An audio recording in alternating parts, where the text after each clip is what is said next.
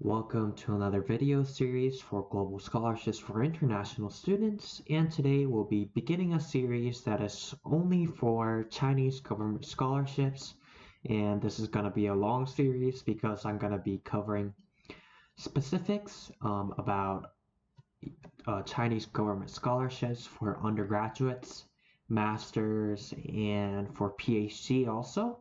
So let's get into our first university.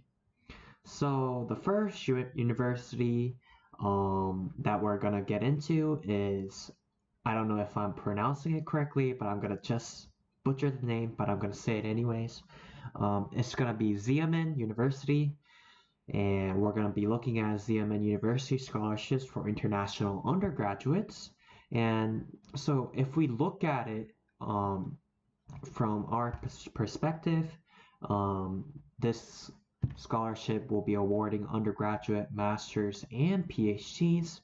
And there are some partial scholarships, but there are some full scholarships. We're going to talk about that, but there are going to be some limits on the full scholarships. As you can see, this scholarship is not full ride, even for international students, but it has very good benefits. So let's begin the search. So we're going to end our presentation and go straight into the Google search engine.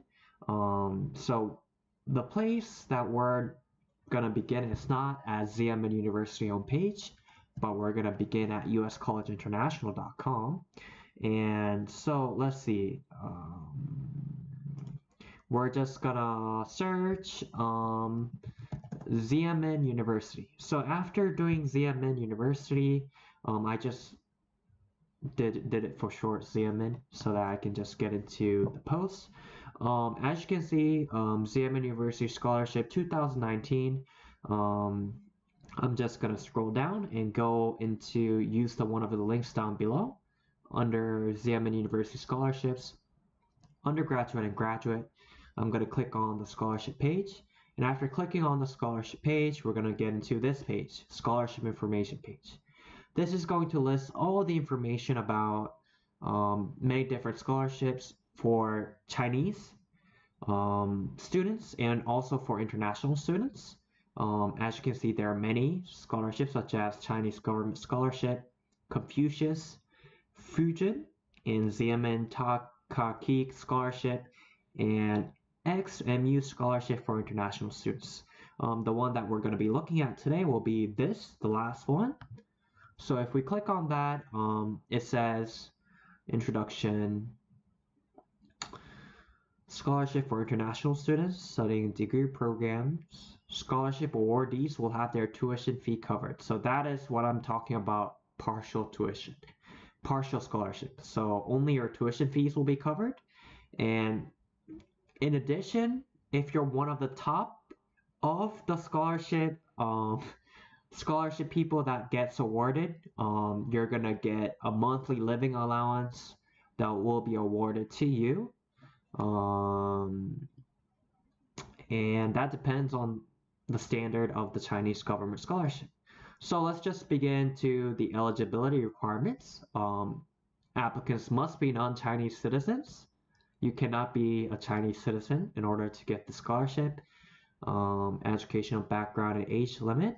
As you can see, it has a different standard for bachelor, master, and doctoral, but we're going to strictly look at undergraduate. So we're going to look at bachelor degree programs. You need to hold a high school diploma or above and be under the age of 25.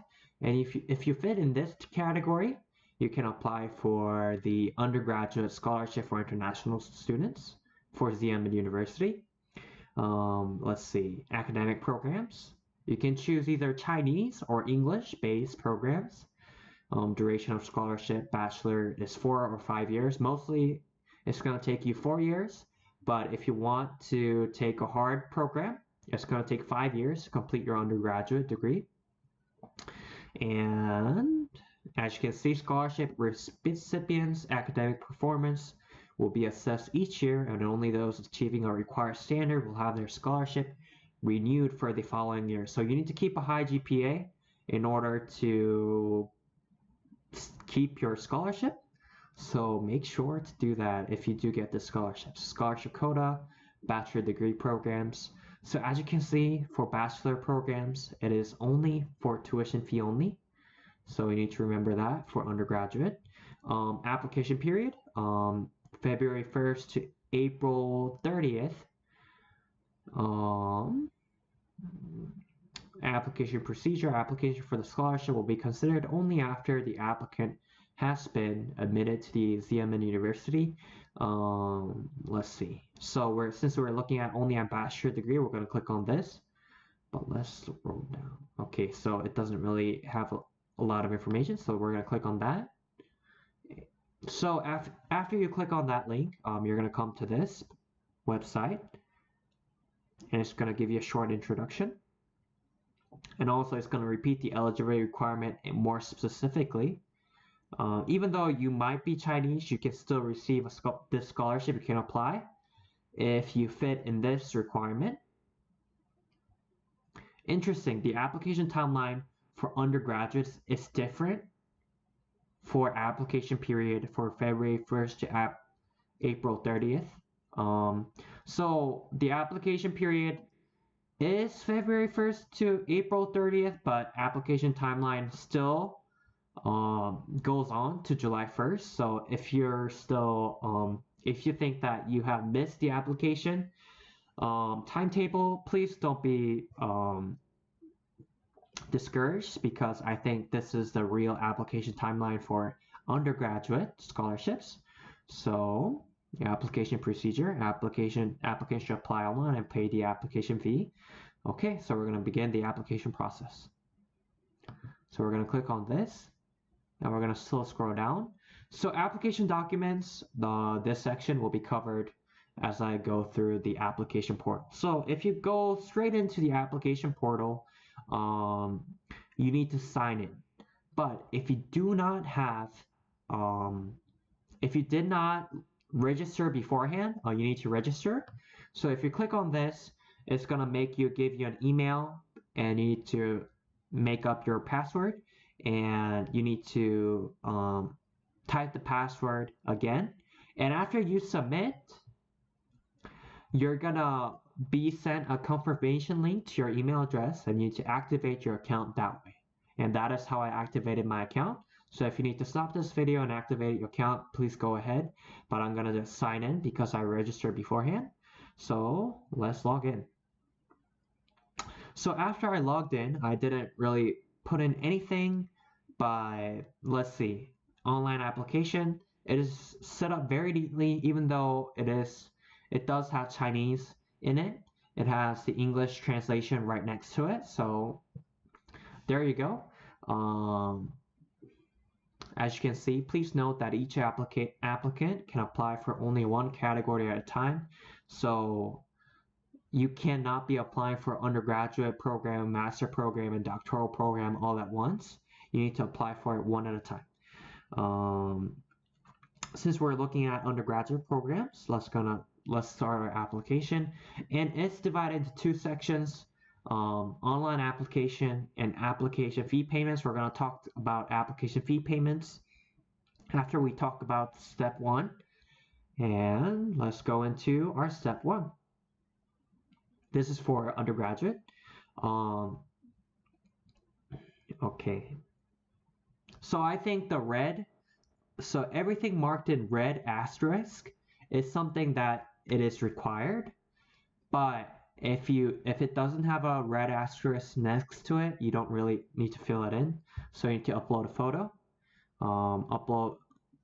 put in your full name, and your given name this is probably your first name, and surname will be probably your last name. And if it is in English, to type it in English, full name in one native language. Nationality, date of birth, country of birth, city of birth, native language, gender, marital status, passport number. This is all included in the passport, and the date of expiration. Probably this is a valid regular passport. Probably a picture of your passport. And the highest educational attainment, yes, it'll be probably the high school diploma. since that is the requirement for undergraduate programs. Religion, you choose your religion, you need to choose your occupation, and the name of your employer if you do have one. And after you finishing this step, you're gonna click save and proceed to the next step, which is step 2, contact information.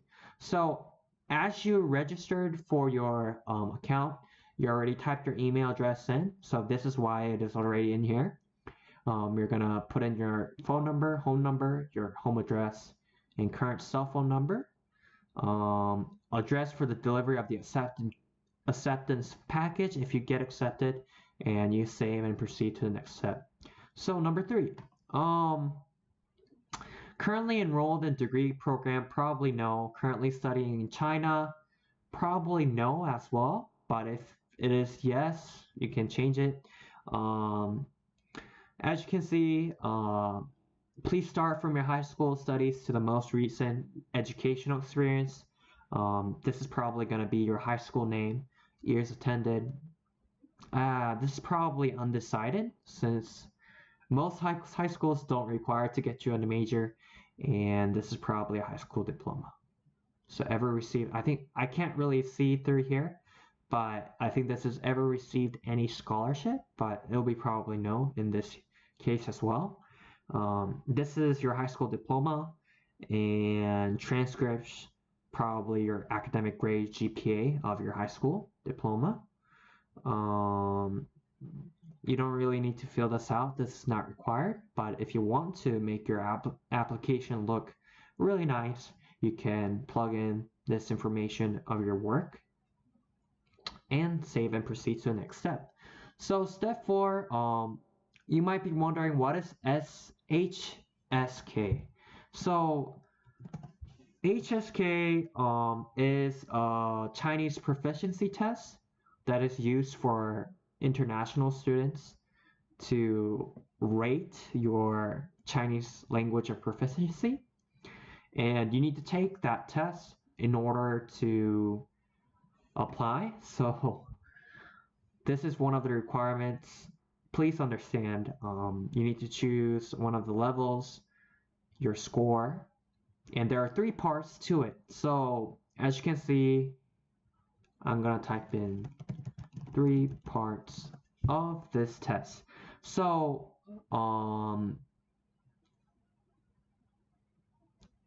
there are 3 levels, and I meant HSKK. I think this is HSKK. Okay.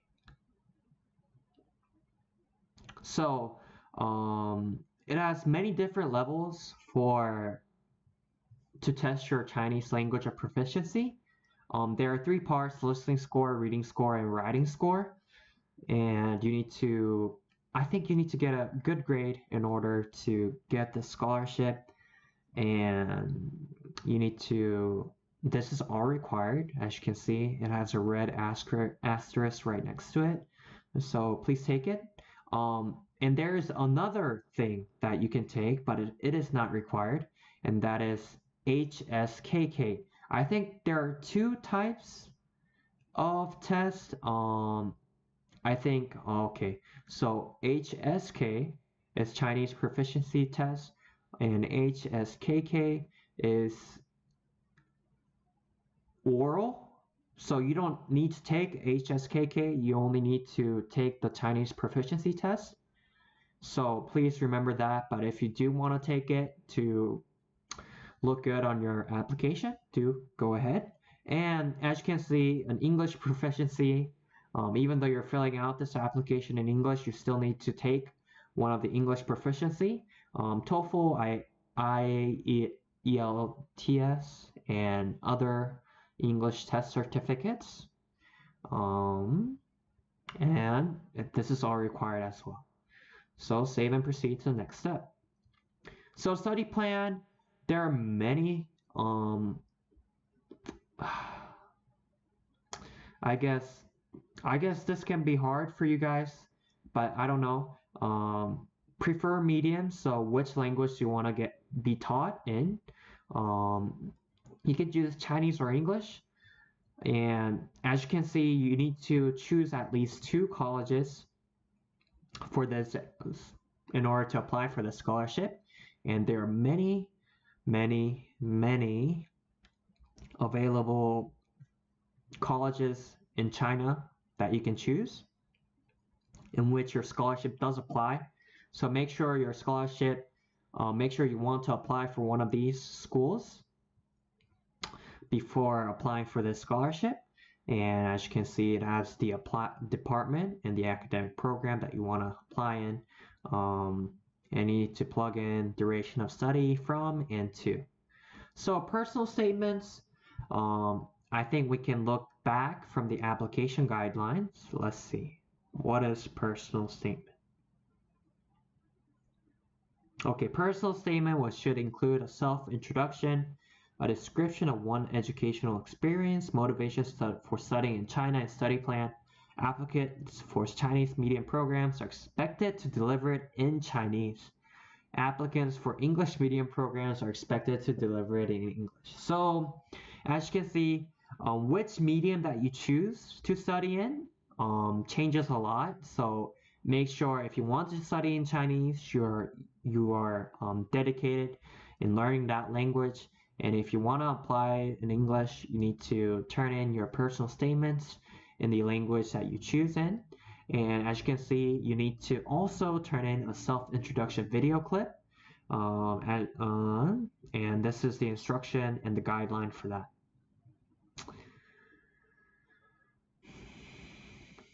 Alrighty, 5 to 10 minutes long. Save and proceed to the next step.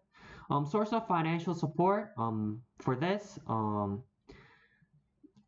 probably this is not gonna be self-sponsored because you're applying for scholarships, so you're probably gonna to apply for scholarship.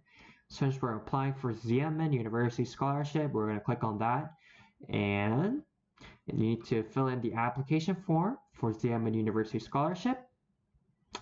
Let's see.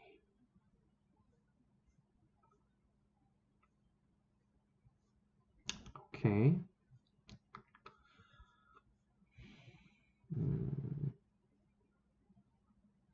Oh, it's probably gonna be included. Let's see.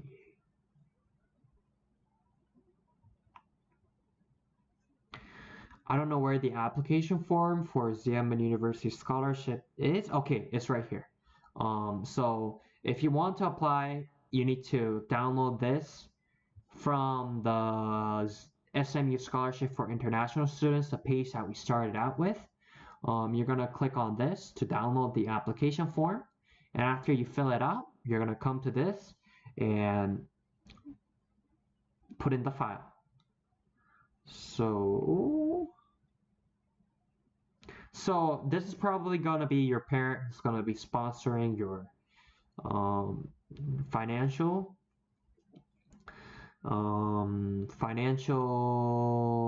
or gonna be supplying you financially, helping you financially. You need to put in your sponsor's email, financial support guarantee statement, your passport of your sponsor, certificate of relationship. This is very official, I guess. They require everything, and sponsor's deposit certificate. So save and proceed to the next step. Recommending organization and preference. Probably it's gonna be a recommender. Let's see, what is that? For most like colleges, probably like recommendations, like maybe from teacher, but it says from an organization.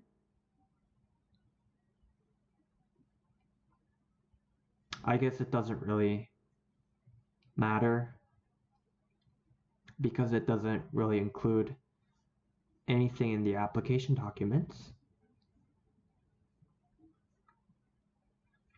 Recommendation. Okay, so it doesn't say anything about the recommendation, organization, or reference, but it's required. Maybe they're gonna, oh, it says recommendation letter from that recommending organization. Sorry for my pronunciation. Right here save and proceed to the next step.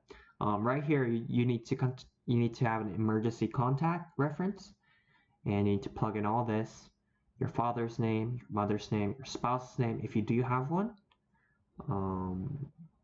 Physical exam record for foreigner. I think I saw it in the application guideline. Physical examination record.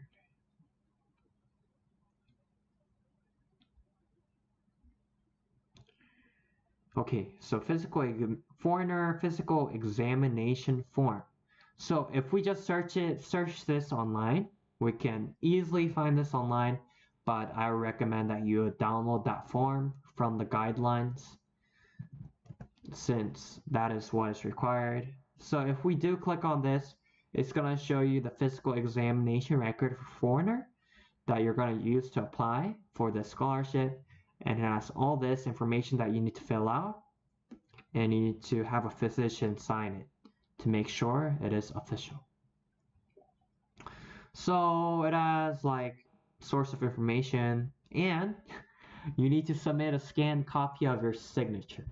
So everything might be like, oh, it's too bothersome, there's a lot of things that I need to do, but it's gonna be worth it if you do get the scholarship. So please do all this step, and after doing all this step, you're gonna go to step 2, and that is the application fee payment.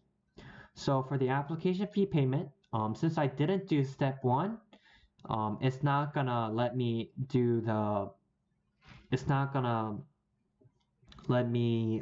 pay the application fee since I didn't complete step 1. So after completing step 1, you can go to step 2.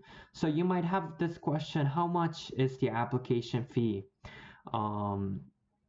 This is I guess, since it's not a full ride scholarship, if you do not have this money to pay, if you do not have the money to pay for the application fee, I would not apply for this, since I wouldn't want to pay for the application fee in the first place. So I would encourage you to find another scholarship that does not have the application fee, since this is a lot of money if you don't have the money for it. So if we look at the application fee, and if we want to compare it to dollars, to USD. So as you can see, this is about $60 United States dollars, this application fee. So if you do want to pay it, go ahead. And if you're confident, I would encourage you to go ahead. So if you complete step 1 and step 2, you're going to download the application form. And after downloading the application form, you can check the result of your application. So since, as you can see, the application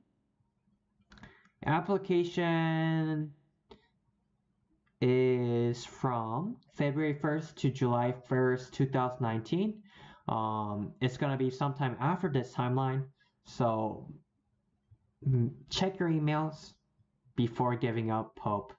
And as you can see, that is it. So if you do get accepted, you're gonna receive an admission package, and you're gonna get it, and you're gonna probably be on your way to that college that you have applied for. So this is the end for the undergraduate scholarship for Xiamen University for international students. And I'll see you in the next video.